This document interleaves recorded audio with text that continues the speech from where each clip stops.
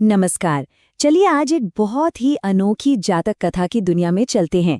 ये कहानी है राजधर्म की, मतलब एक राजा के असली फर्ज की। और जानते हैं, ये कहानी एक ऐसे राजा की है जो एक ऐसी चीज ढूंढ रहा था जो उसे अपने ही राजमहल में कहीं नहीं मिल रही थी। चलिए एक सवाल से शुरू करते हैं। जरा सोचिए, जब हम किसी राजा के बारे में सोचते हैं तो क्या ख्याल आता है? यही ना कि उसे दुश्मनों की, लड़ाइयों की चिंता होगी। पर क्या हो अगर एक राजा को लगे कि असली दुश्मन तो बाहर है ही नहीं, बल्कि खुद उसके अंदर ही छिपा है? यही दिलचस्प सवाल हमारी आज की कहानी की जड़ है। तो कहानी के पहले पड़ाव पर चलते हैं। यहाँ हम मिलेंगे अपने हीरो से, एक ऐसा राजा जिसकी परेशानी सच कहूं तो बहुत ही अजीब थी। एक ऐसा संकट जो शायद ही किसी राजा ने कभी झेला हो। तो बात है वाराणसी की, जहां राजा ब्रह्मदत्त का राज था। और वो कोई मामूली राजा नहीं थे, बल्कि बहुत समझदार और इंसाफ पसंद थे। मतलब अपनी प्रजा का खूब ख्याल रखते थे और हमेशा चाहते थे कि उनका राज एकदम सही चले। और यहीं से कहानी में असली मजा शुरू होता है। राजा ब्रह्मदत्त की सबसे बड़ी चाहत क्या थी, पता है? वो चाहते थे कि कोई आए और उन्हें उनकी गलतियां बताए, उनकी कमियां गिनाए। लेकिन उन्हें मिलता क्या था? चारों तरफ से बस तारीफें ही तारीफें। यही थी उनकी अनोखी मुसीबत। एक ऐसा राजा जो अपनी बुराई सुनने को तरस रहा था।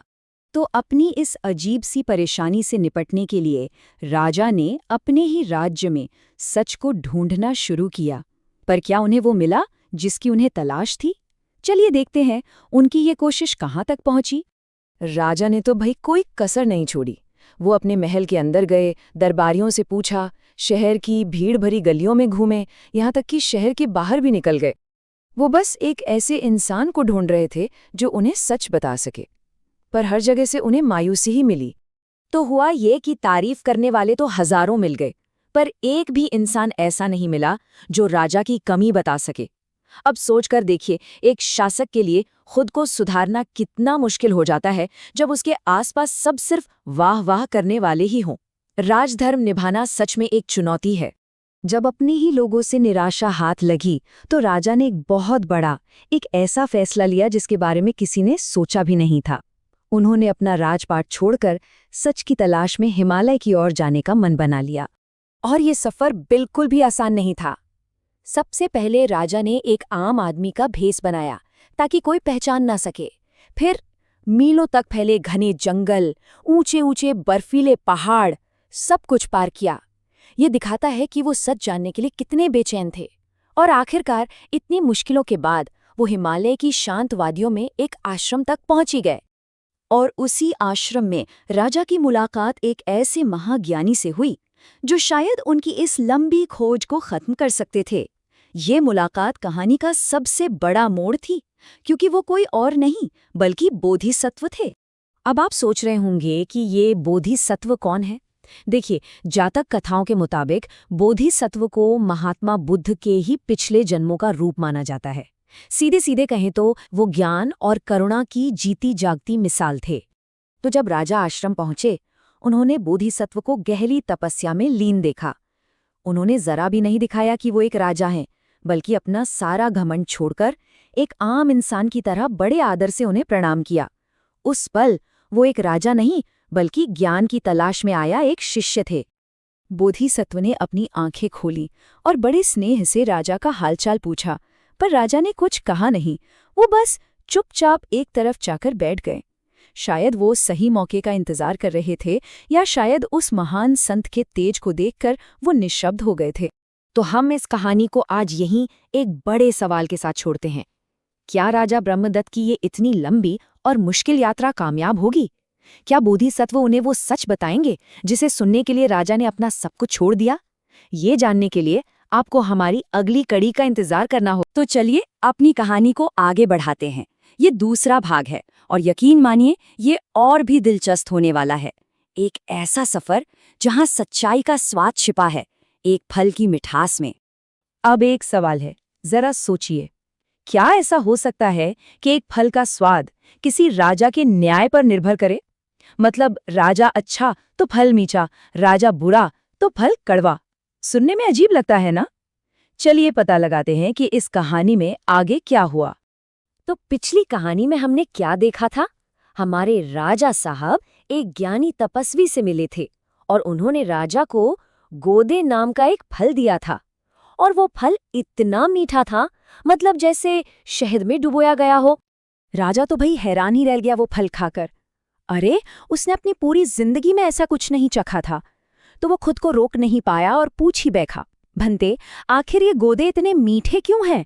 क्या राज है इसके पीछे? और तपस्वी का जवाब वो तो और भी ज्यादा चौंकाने वाला था। उन्होंने कहा, महापुण्य, राजा निश्चय ही धर्म के हिसाब से और न्याय से राज करता है, इसी वजह से ये इतने मीठे हैं। सोचिए, मतलब जब राजा अच्छा होता है तो सिर्फ लोग ही नहीं बल्कि पेड़ पौधे, फल फूल सब कुछ अच्छा हो जाता है। राजा के तो कान खड़े हो गए ये सुनकर। उसे बिल्कुल यकीन नहीं हुआ। भला ऐसा कैसे हो सकता है?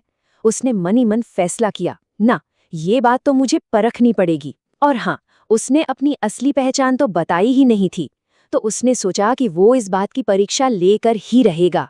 तो अब राजा ने एक पूरा प्लान तैयार किया। पहला कदम, वापस अपनी राजधानी लौटना। दूसरा, जानबूझकर अधर्म और अन्याय से राज करना। और तीसरा, सबसे जरूरी कदम, सच्चाई की परीक्षा लेना, देखना कि क्या तपस्वी की बात सच होती है। और राजा ने ठीक वैसा ही किया जैसा सोचा था। वो लौट गया और अपनी प्रजा पर अन्याय करने लगा। और धीरे धीरे पूरे राज्य का माहौल बदलने लगा। जहां पहले खुशहाली थी, अब वहां एक उदासी छाने लगी थी। सब कुछ बेजान सा लगने लगा। तो भाई, कुछ वक्त बीत गया। राजा ने खूब अन्याय से राज किया और फिर उसके मन में वही सवाल वापस आया। अब इम्तिहान की घड़ी आ गई थी। राजा वापस उसी जंगल की ओर चल पड़ा, उसी तपस्वी के आश्रम। लेकिन इस बार उसके चेहरे पर वो पहले वाली उत्सुकता नहीं थी। नहीं, इस बार एक अजीब सी बेचैनी थी। आखिर वो अपने एक्सपेरिमेंट का रिजल्ट देखने जो जा रहा था। तपस्वी ने राजा को देखा, प्रणाम किया और बैठने को कहा, और फिर बिल्कुल पहले की तरह उसे खाने के लिए वो ही पके हुए गौदे दिए। ये वही फल थे जो पिछली बार इतने ज्यादा मीठे थे। और अब कहानी का वो पल आ गया था जिसका इंतजार था। राजा ने फल उठाया, उसे अपने मुंह में रखा और जैसे ही उसने फल को चखा, उसके चेहरे के भाव एकदम बदल गए। आंखें हैरानी से फैल गईं और चेहरे पर एक अजीब सी, मतलब घृणा का भाव आ गया। उसने फौरन फल को थूक दिया और चिल्लाकर बोला, भंते, ये तो बहुत ज्यादा कड़वे हैं। उसे यकीन ही नहीं हो रहा था। फल तो वही थे, पर स्वाद एकदम उल्टा। तपस्वी ने बड़े ही शांत भाव से जवाब दिया।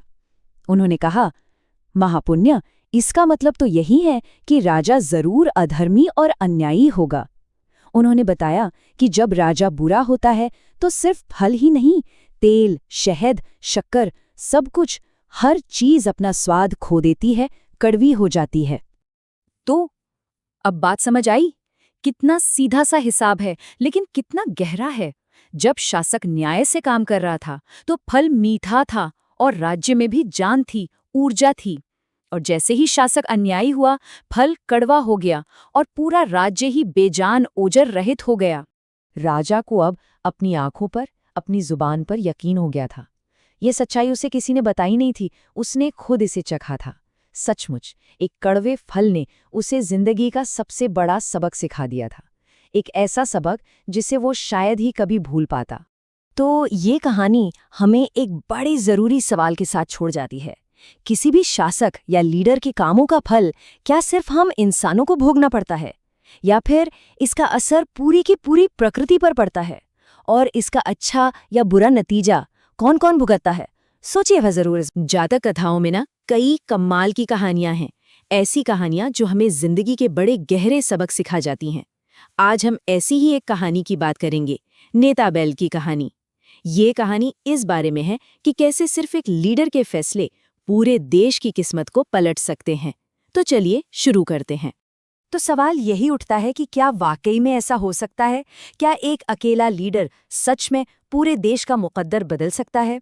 कमाल की बात यह है कि इस कहानी में बोधिसत्व एक राजा को बिल्कुल इसी सवाल का जवाब देते हैं। आइए देखते हैं कि वो जवाब क्या था। अब देखिए, जब राजा ने ये सवाल पूछा ना, तो बोधिसत्व ने कोई सीधा सपाट जवाब नहीं दिया। नहीं, उन्होंने एक मिसाल दी, एक बैल की मिसाल। और ये इतनी गहरी मिसाल थी कि इसमें लीडरशिप का पूरा सार, पूरा एसेंस छिपा हुआ था। जरा सोच कर देखिए, मवेशियों का एक बड़ा सा झुंड है और वो एक नदी पार कर रहे हैं। अब उस झुंड में सबकी नजरें कहाँ टिकी होंगी? सिर्फ एक पर, वो बैल जो सबसे आगे चल रहा है, जो उन्हें रास्ता दिखा रहा है। ये देखने में तो एक आम सा नजारा लगता है ना, पर इसी में लीडरशिप का एक बहुत बड़ा सच छिपा है। और यहीं पर बोधिसत्व ने असली बात समझाई। उन्होंने कहा, सोचो, अगर वो लीडर बैल, वो जो सबसे आगे है, अगर वो टेढ़ा मेढ़ा चलने लगे, रास्ता भटक जाए तो क्या होगा? जाहिर है उसके पीछे चल रहा पूरा का पूरा झुंड भी भटक जाएगा।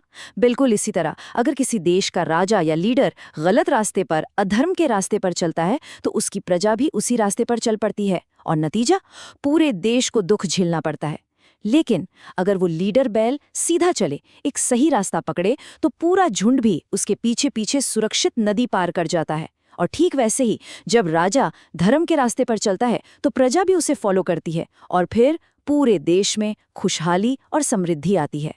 बोधिसत्व की ये बातें, ये सीधी और सच्ची बातें राजा के दिल में उतर गईं। उसे अपनी गलती का एक गहरा एहसास हुआ। ये कहानी का वो टर्निंग पॉइंट था, वो लम्हा जब सच्चाई का एक पल सब कुछ बदलने वाला था। और तब राजा ने जो कहा वो सुनने लायक था। उसने पूरी ईमानदारी से माना, ये मैं ही था जिसने पहले सब कुछ मीठा किया और फिर कड़वा। लेकिन बात यहीं खत्म नहीं हुई। उसने सिर्फ अपनी गलती नहीं मानी, बल्कि एक प्रण लिया, एक संकल्प लिया।